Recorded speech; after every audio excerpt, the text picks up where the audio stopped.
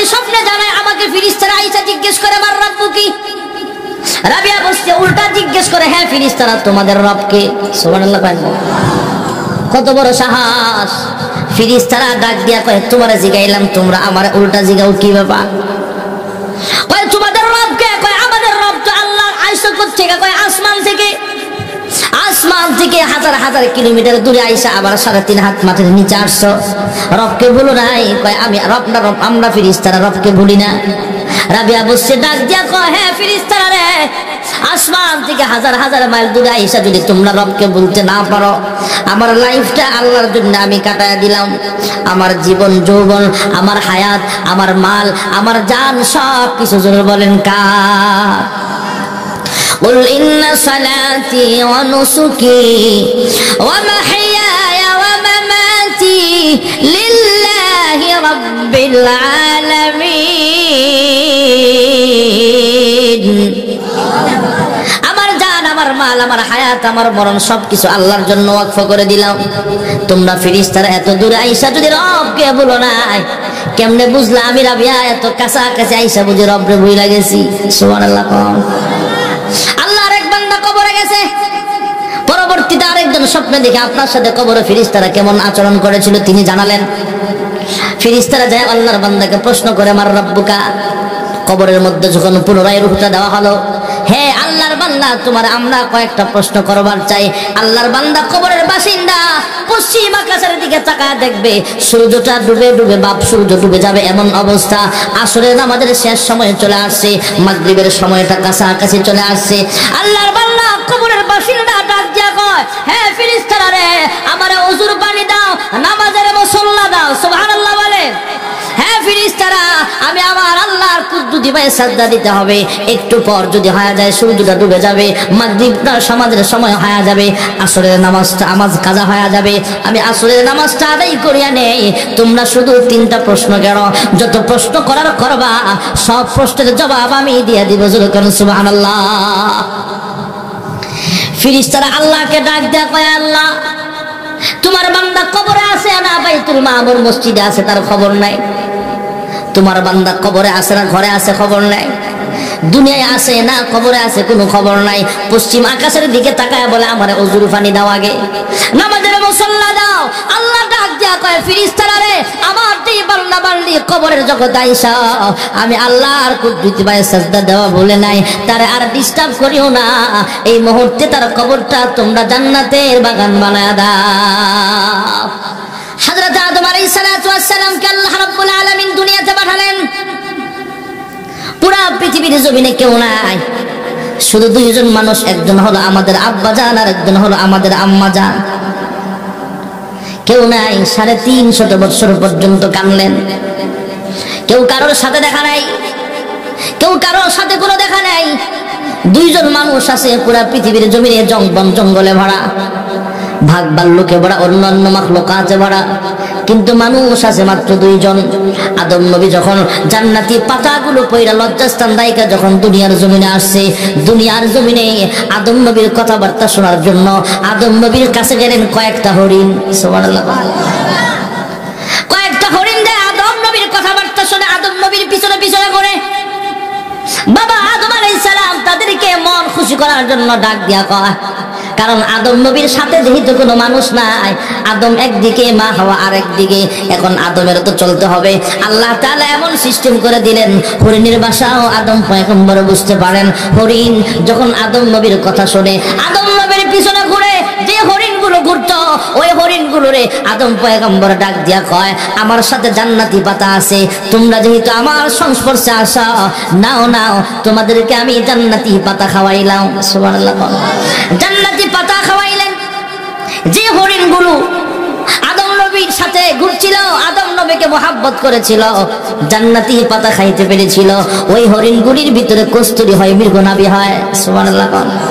যার এক এক তোলার দাম হাজার হাজার টাকা। এই হরিণগুলো দামি হয়ে গেল। আদম আলাইহিস সালাতু ওয়াস সালাম আল্লাহ জান্নাত থেকে পাঠায়া দিলেন 2টা গাভী। গাভীর দুধ দোহায়া খায়, আবার এই গাভী দিয়ে লাঙ্গল দিয়ে হাল চাষ করে। সুবহানাল্লাহ। মনে করেন না আমি আপনি বুঝে কৃষি কাজ করে, আদম নবীও কৃষি কাজ করছে। আদম নবী গরু দিয়ে হাল চাষ করে, লাঙ্গল দিয়ে হাল চাষ করে। আদম নবী অনেক খাটায়, অনেকক্ষণ পর্যন্ত যখন এইভাবে জমিনের মধ্যে চাষাবাদ করছে, গরুর ভিতরে একটি ক্লান্তি ভাব চলে আসছে। গরু যখন উল্টা পাল্টা লাড়া দিছে, হাল চাষ করতে যখন ব্যাকআপ করছে, তখন কৃষকের হাতে লাঠি আছে না নাই, যেটা গ্রামের ভাষায় কয় ফাজন, আপনারা কি করেন? এই ফাজন দিয়ে গরুর বাড়ি মারে, সর এমনি ডাক দেয়নি দেয় না, কত রকমের ডাক আছে। গরুর হাল চাষ করে আদম পয়গম্বর হাতের লাঠি দিয়া বাইরা, এই গরু উল্টা পাল্টা চলিস কেন, আমার কৃষি কাজে কেন তুমি ব্যাঘাত ঘটাও? গরুর ভাষাও বুঝে আদম নবী, আদম নবীর ভাষাও গরু বুঝতে পারে। গরু ডাক দিয়া কয়, হে বাবা আদম, আমি উল্টা পাল্টা চলি কেন? এই জন্য বুঝে আপনি আমাকে মারলেন। আবার আপনি আমাকে মারলেন কেন? আদম নবী ডাক দিয়া কয়, হে গরু, তোমার আল্লাহ পাঠাইছেন আমার খেদমত করার জন্য। আসমান বানাইলেন আল্লাহ আমার জন্য, জমিন বানাইলেন আল্লাহ আমার জন্য। আল্লাহ জান্নাত থেকে গরু পাঠাইছেন আমার খেদমতের জন্য, উল্টা পাল্টা করো কেন? গরু ডাক দিয়া কয়, হে আদম, জান্নাতের মধ্যে আল্লাহ বলছিল, ওয়ালা তাকরাবা হাযিহিশ শাজারাতা ফাতাকুনা মিনাজ জালিমিন। হে বাবা আদম, আপনি জান্নাতে আল্লাহ বলেছেন ফলের ধারে কাছেও যায় না, আপনি ফল খাইলেন কেন? আদম নবীর সাথে গরুর ঝগড়া শুরু হয়ে গেছে। আল্লাহ ফেরেশতা পাঠায়া গরুকে সাবধান করে দিলেন, হে গাভী, এখন তো তুমি আদমের সাথে কথা বলতে পারো, তোমার ভাষা যেহেতু মানুষ বুঝে, এই জন্য তুমি আদম পয়গম্বরের সাথে তর্ক দিলা। আল্লাহ রাব্বুল আলামিন কিয়ামত পর্যন্ত সমস্ত গাভীর, সমস্ত গরুর জবান আল্লাহ বন্ধ করে দিলেন। কিয়ামত পর্যন্ত আমরা মানুষগুলো গরুর ভাষা কোনোদিন বুঝতে পারবো না। আল্লাহ রাব্বুল আলামিন ফেরেশতার মাধ্যমে গাভীরে জানায়া দিলেন, আদম নবীর সাথে বেয়াদবি করিস না, আদম নবীর খেদমতের জন্য আল্লাহ তোমারে বানাইছে। জোরে বলেন সুবহানাল্লাহ। যেই কথাটা বলা আমার উদ্দেশ্য, ভাইয়েরা আমার, আমরা মুসলমান যখন হজ করতে যাই তখন 9 জিলহজ আমরা আরাফার ময়দানে অবস্থান করি। আদম পয়গম্বরকে আল্লাহ এক দেশে পাঠালেন, মা হাওয়াকে আরেক দেশে পাঠিয়ে দিলেন। একদিন নয়, 2 দিন নয়, 350 বছর কান্নার পরে আদম নবী আল্লাহর কাছে ডাক দিয়া কয়, হে পরওয়ারদিগার আলম, আমার রূহ যখন তুমি জান্নাতে দিয়েছিলে, আমার দেহের ভিতরে যখন রূহ দিয়েছিলা, জান্নাতের গেটের মধ্যে একটা নাম দেখেছিলাম, আমার বুঝতে বাকি নাই, তোমার নামের পাশে যে নামটা ছিল মুহাম্মদ সাল্লাল্লাহু আলাইহি ওয়াসাল্লাম, ওই নামটা অবশ্যই তোমার প্রিয় একজন বান্দার নাম, তোমার কাছের কোনো ফ্রেন্ডের নাম। আয় আল্লাহ, ওই নামের বরকতে তুমি আমাদেরকে মাফ করিয়া দাও। মহান আল্লাহ রাব্বুল আলামিন জানায়া দিলেন, হে আদম, আমি আল্লাহ তোমারে মাফ করলাম, এখানেই নয়, আমি আল্লাহ তাআলা তোমাকে পৃথিবীর প্রথম নবী হিসাবে আমি আল্লাহ ঘোষণা করে দিলাম। আদম পয়গম্বর অপরিচিত ভাবে ঘুরতে ঘুরতে পাহাড়ের এক পাশ থেকে যখন পাহাড়ের উপরে উঠছে, আরেক পাশ থেকে মা হাওয়া আলাইহিস সালাম 350 বছর পর যখন অপরিচিত অজানা ভাবে পাহাড়ে উঠছে, হঠাৎ করে একজন আরেকজনকে দেখে ফেলেছে, একজন আরেকজনকে জড়ায় ধরেছে। যেই জায়গায় আদম হাওয়া একসাথে হয়েছিল, ওই জায়গাটার নাম হলো আরাফার ময়দান।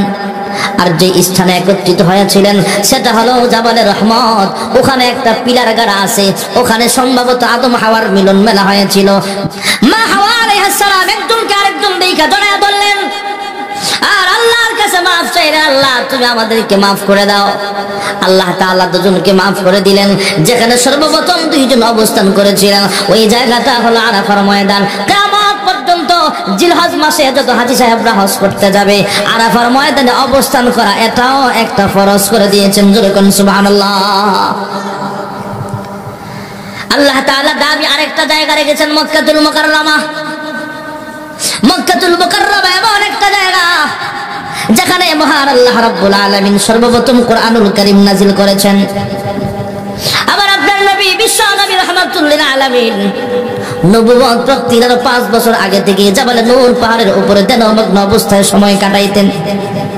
আল্লাহ রাব্বুল আলামিন সর্বপ্রথম আল্লাহর হাবিবের কাছে মক্কাতুল মুকাররমায় কোরআন অবতীর্ণ করেছেন। আল্লাহর হাবিব রাহমাতুল লিল আলামিনের কাছে জিবরাইল আমিন ওহী নিয়ে আসছেন, তাই কোরআনুল কারীমের ভাষায় জিবরাইলের নাম হয়ে গেছে আল আমিন। জোরে কোন সুবহানাল্লাহ। নাযালা বিহি রূহুল আমিন।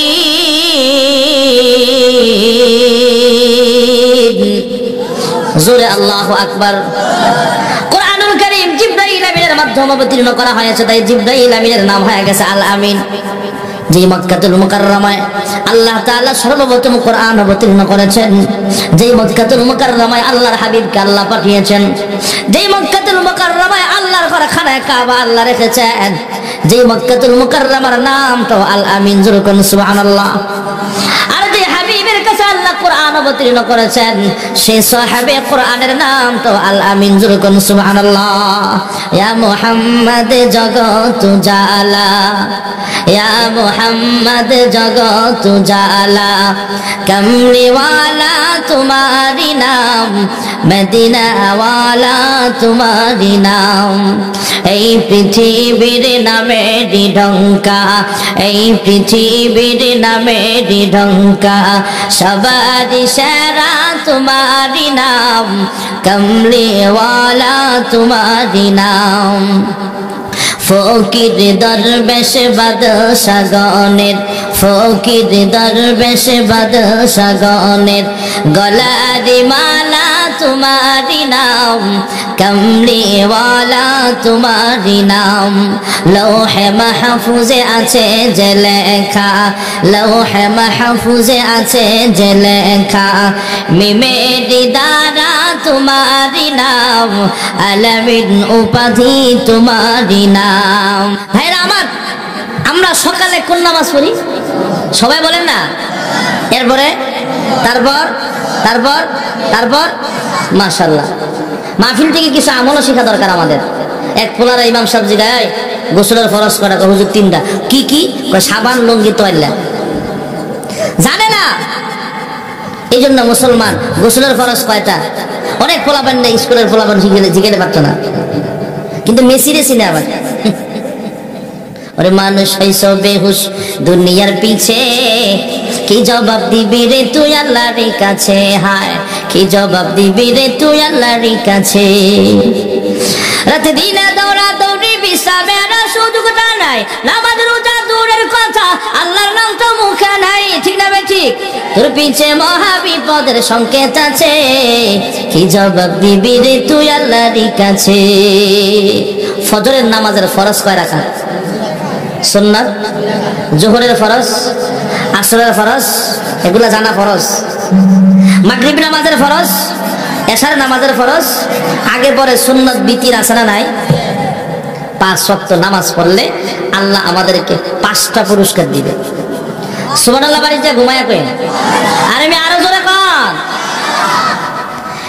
এই পুরস্কারগুলো বলে দোয়া হয়ে যাবে ইনশাআল্লাহ। সবাই বসেন মনোযোগ দিয়ে। 1 নম্বরের পুরস্কার দুনিয়ার জমিনে মহান আল্লাহ রাব্বুল আলামিন রিজিকের অভাব অনটন দূর করিয়া দিবেন। এর চেয়ে বড় পুরস্কার আর কি চাই? সুবহানাল্লাহ কন্যা।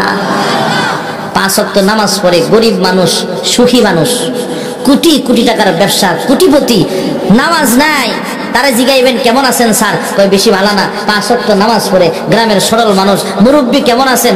মুস্কি একটা হাসি দিয়ে কইব ভালো আছি, আলহামদুলিল্লাহ ভালো আছি। এটা নামাজের বরকত। সুবহানাল্লাহ কন্যা রে। 1 নম্বরের পুরস্কার দুনিয়ার জমিনে আল্লাহ রিজিকের অভাব দূর করে দিবেন। 2 নম্বরের পুরস্কার হলো কবরের জগতে যখন আমরা চলে যাব, দুনিয়া ছেড়ে বড় পাহাড়ে চলে যাব, কবরে ফেরেশতা আয়েশা আমাকে আপনাকে কয়েকটা প্রশ্ন করবে। প্রথম প্রশ্নটাই হলো মার রাব্বুকা। জিজ্ঞেস করবেন আমাদের রব কে? আমাদের রব কে? আস্তে কয় জোরে কোন কে? নামাজের মধ্যে আমরা তেলাওয়াত করি আলহামদুলিল্লাহি রাব্বিল আলামিন। এই নামাজের ভিতরে রবের আলোচনা জোরে কোন আছে না নাই? আপনাদের চান্দিনার মানুষ সূরা ফাতিহা পড়েনি? দেবিদ্দারের মানুষ? এটা চান্দিনা না দেবিদ্দার? আরে কয় কি? দেবিদ্দারের মানুষ সূরা ফাতিহা পড়ে, চান্দিনার মানুষ সূরা ফাতিহা। ভাষা যেটাই হোক সূরা ফাতিহা। আমাদের কুমিল্লার ভাষা আর নোয়াখালীর ভাষা ব্যবধান আছে নি? এরা পয়রে হক কয়, কিরে তোরা বলে পয়রে হক কষ্ট দূর হাগল আয়, এটা ন খায় তোর হুদ করে ঢালে দিছে, এটা খায় হেডের বুটবুড়া নিয়ে গোয়াইতার নহারি। আঞ্চলিক ভাষা। বরিশাল যাবেন মনু হুগনা গো খাইতা না ভিজা গো খাইতা, ভাষার ব্যবধান আছে না নাই? চট্টগ্রাম যাবেন খিতা নখত দেবা কি হরত দে, বিভিন্ন ভাষা। সিলেট যাবেন আরো আনকমন। আমাদের এলাকায় রমজান মাসে সেহরির সময় ডাক দেয়, সম্মানিত রোজাদার ভাই বোনেরা ঘুম থেকে জাগুন, সাহারি খাওয়ার সময় হয়েছে, দিনের খানা বন্ধ করুন, রাতের খানা চালু করুন, রমজানের পবিত্রতা রক্ষা করুন। এমন ডাক এদিকেও দেয়নি, সিলেটটারাও দেয়, তবে এদেরটা একটু ব্যতিক্রম। এরা কয় এমনে সভাগত, আরো মজা কইরা সভাগত ঘুম থেকে উঠুকা ফতে খাকুয়া, ফতে খাওয়ার সময় জিগি উডুকা। ভাষার ভিতরে ব্যবধান আছে না? আমাদের মাতৃভাষা বাংলা, শুধু হাসার জন্য বলছি না ভাইয়েরা আমার। ভারতে গেলাম, ভারতের মানুষ ভিন্ন ভিন্ন ভাষায় কথা বলে। আগামী 1 তারিখেও যাবে ইনশাআল্লাহ, 26 তারিখেও মাহফিল করে আসলাম। 90% মুসলমান ওই এলাকায়, সুবহানাল্লাহ কন্যা। আমি আশ্চর্য হলাম, এর আগে আমি জানতাম না। কয় হুজুর ভারতে সরকারি না বেসরকারি মুসলমানদের গণনা অনুযায়ী প্রায় 50 কোটি মুসলমান আছে। এত পরিমাণ মুসলমান। আমি ইমিগ্রেশনে ইন্ডিয়া থেকে আমি একদিনের সফরে যাই, একদিন যাই আবার পরের দিন আসবো। 1 তারিখে যাবো, আবার 2 তারিখে বরুণা মাহফিল। তো আসার সময় ওই এলাকার একজন স্থানীয় মুসলমান চেয়ারম্যান আমার সাথে বাংলাদেশে ঢুকছে, বেড়াইতে আসবে, আত্মীয় আছে হয়তো। উনি বলতেছে হুজুর আমার ইউনিয়নে একটা গ্রাম আছে 100% মুসলমান। সুবহানাল্লাহ। ভারতের মানুষ কেউ বাংলায় কথা কয়, কেউ আবার অন্য ভাষায় কথা কয়, কেরালা ভাষায় কথা কয়, চেন্নাই আলাদা ভাষা, কিন্তু এদের মাতৃভাষা হলো হিন্দি ভাষা। পাকিস্তানের মানুষ উর্দু ভাষায় কথা বলে, সৌদি আরবের মানুষ আরবি ভাষায় কথা কয়, চাইনিজ দেশের মানুষ চায়না ভাষায় কথা বলে, মালয়েশিয়ার মানুষ মালয় ভাষায় কথা কয়, আমেরিকার মানুষ ইংলিশে কথাবার্তা বলে। কিন্তু যেই ভাষার মানুষই আমরা হই না কেন, মুসলমান যখন নামাজে দাঁড়ায় গোটা বিশ্বের মুসলমানের ভাষা এক হয়ে যায়। আলহামদুলিল্লাহি রাব্বিল আলামিন, জোরে কোন সুবহানাল্লাহ। আলহামদুলিল্লাহি রাব্বিল আলামিন আর রহমানির রহিম মালিকি ইয়াউমিদ্দিন। নামাজের ভিতরে আমরা তেলাওয়াত করি আলহামদুলিল্লাহ। মহান রব্বুল আলামিন কুদ্দুসে আওয়াজ দিয়ে জানতে চাই লিমানিল হামদ। আলহামদু অর্থ হলো সমস্ত প্রশংসা। আল্লাহ নামাজি বান্দা বান্দির কাছে জানতে চাই লিমানিল হামদ। আমরা জবাব দেই লিল্লাহ, আল্লাহর জন্য প্রশংসা। কার জন্য? আপনার আমার চেহারা দেখতে কত সুন্দর, পূর্ণিমার চাঁদ দেখতে কত সুন্দর, সমুদ্র সৈকত দেখতে কত সুন্দর, কৃষ্ণচূড়া গাছের ফুল দেখতে কত সুন্দর। হ্যাঁ মানুষ, আপনার আমার চেহারা দেখতে কত সুন্দর। যে আল্লাহ সব কিছু বানাইলো সে আল্লাহ জানি দেখতে কত সুন্দর। তোমার সৃষ্টি যদি হয় এত সুন্দর, না জানি মাওলা তুমি কত সুন্দর। যেরকম সুবহানাল্লাহ। আল্লাহ জিজ্ঞেস করে লিমানিল হামদ, আমরা জবাব দেই লিল্লাহ। আল্লাহ আবার প্রশ্ন করে, আমরা জবাব দেই রব্বিল আলামিন। আবার প্রশ্ন করে, আমরা জবাব দেই রহমান আর রহিম। আল্লাহ আবার প্রশ্ন করে, আমরা জবাব দেই মালিক ইয়াউমিদ্দিন। বিচার দিবসের মালিক যিনি, তিনি হলেন রহমানুর রহিম। যিনি রহমানুর রহিম তিনি হলেন রব্বুল আলামিন। যিনি রব্বুল আলামিন তিনি হলেন আল্লাহ। সে আল্লাহর জন্য সমস্ত প্রশংসা। প্রশংসা সবই কেবল তোমারই রব্বুল আলামিন। দয়ালু মেহেরবান করুণা ওয়াফুরান, দয়ালু মেহেরবান করুণা ওয়াফুরান।